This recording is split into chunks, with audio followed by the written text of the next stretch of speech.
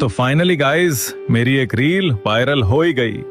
मुझे पता था मैं मेहनत कर रहा हूं तो मेरी मेहनत कभी वेस्ट नहीं होगी।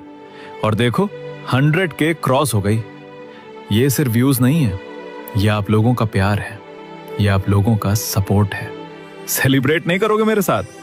सच कहूं तो ये मेरी जीत नहीं, हम सबकी जीत है। बस ऐसे ही अपना प्यार और सपोर्ट बनाए रखना। अभी तो शुरुआत है, आगे और भी धमाके